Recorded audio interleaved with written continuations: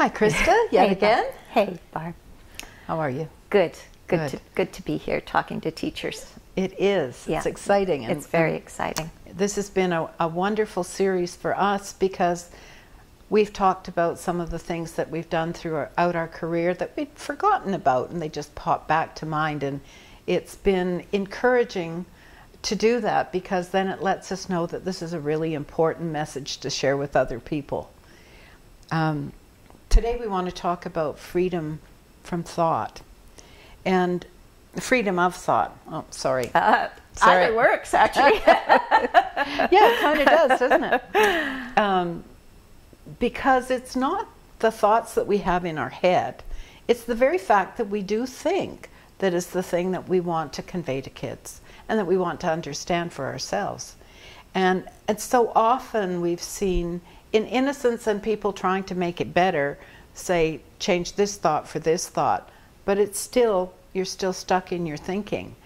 But if we can notice and observe that it's thinking, it's just thinking, and thinking creates our feelings, we know how the whole thing works. We get some sense of how the pattern happens, that how we create our reality, the natural way that every single person in the world creates their reality.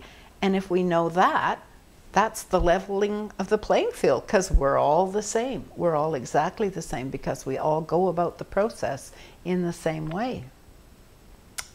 Absolutely. And it's powerful, isn't it? It's so simple. I know when I was doing my Master's of Arts degree, and I'd come up with a title for the thesis around thought, and one of the faculty's advisors was quite intrigued, and we were both kind of, we had coffee to decide would he be my supervisor or not, and we both wound up laughing because thought, you'd think we'd be talking about it all day long at school, or at least at the professional development, and he and I were both, well, no one ever talks about this.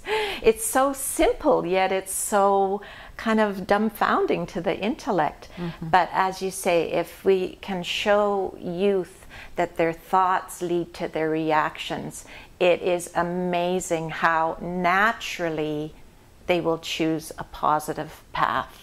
Mm-hmm. It's only through innocence and the misuse of the thought that they become lost and things become difficult, and they're faced with so many challenges. It's true we all have challenges. Yeah.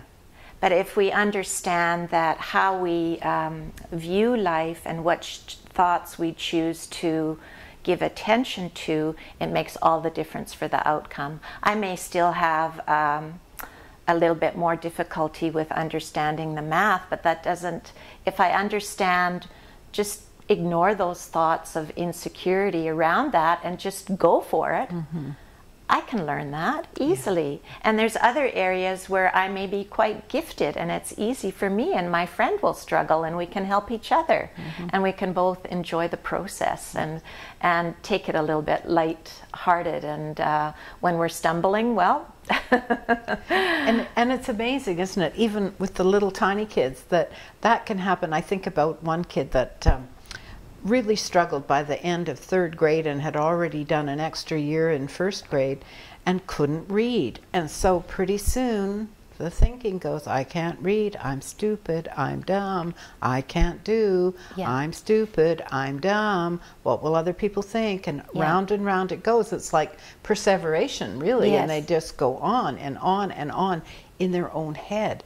And if you can help that child to come to a place where they let that go, they go to another place, they come to a place where that clears out of their minds and they begin to feel some success in what they're doing, all of a sudden it's new thinking, it's new feelings, and it's new experiences. They're meeting with success, and it's like the light goes on inside them and you see it in their eyes and they come alive, and it's, wow, I got it. Yeah, off and running. Yeah.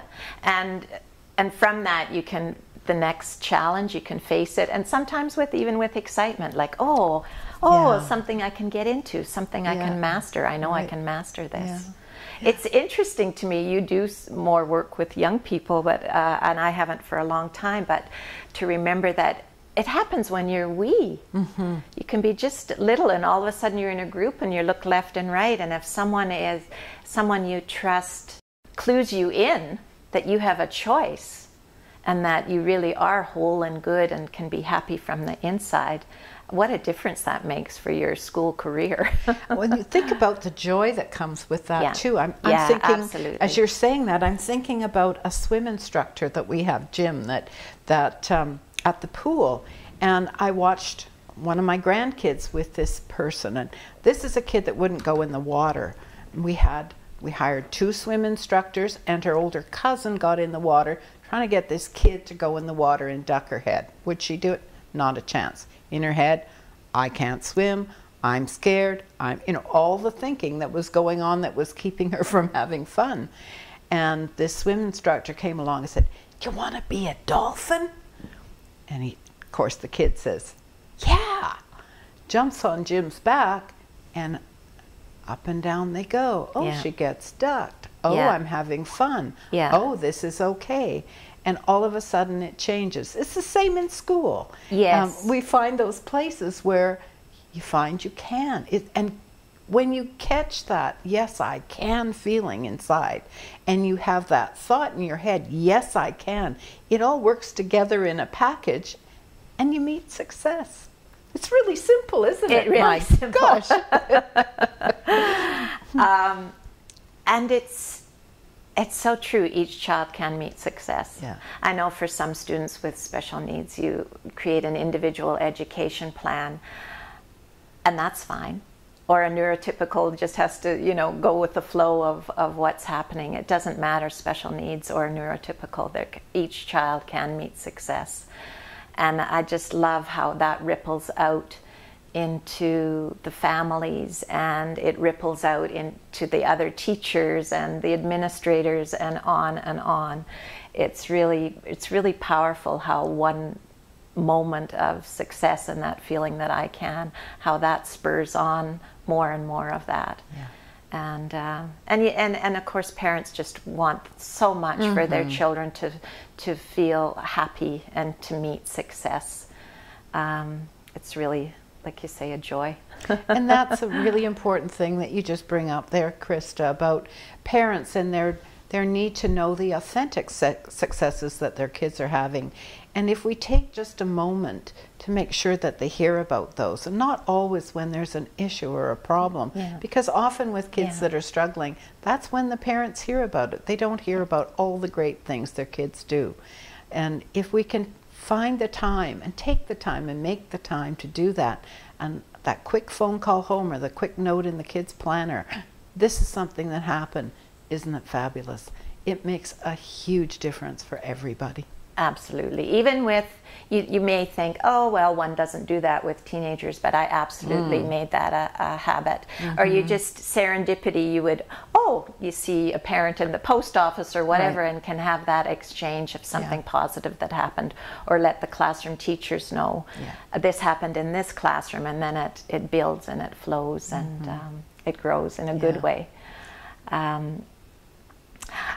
Last fall, I heard of a metaphor that a youth made up about the 3 principles that I just love. And this youth said that the 3 principles are the magic decoder ring.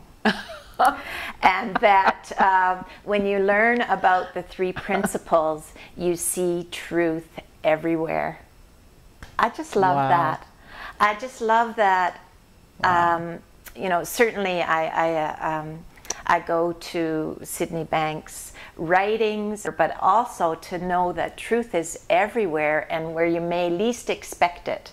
It may come out of the mouth of a child who is feeling troubled, from the grocery store clerk, you just start to live your life in that way and see the truth that's there. And then life seems to work somewhat better. Like you're saying, when you're clued in how it works, then you can help yourself. You're not at the mercy of your own thinking and the circular thinking. You're not at that mercy of that anymore. You're more in charge. And life is lived from inside out instead of the circumstances on the outside impacting who we are inside. And that's true for kids. It's true for teachers, it's true for principals, and it's true for parents. It's true for us all. Yeah. And as Krista said, the most important things that people can look at are all of the resources that are available, written by Sydney Banks and DVDs by him. They are the true and greatest resource that we have, and we encourage you to continue your own development and looking to find new ways to work with kids. Yeah, absolutely. We wish you well on your learning journey. Thanks for joining us. Thank you.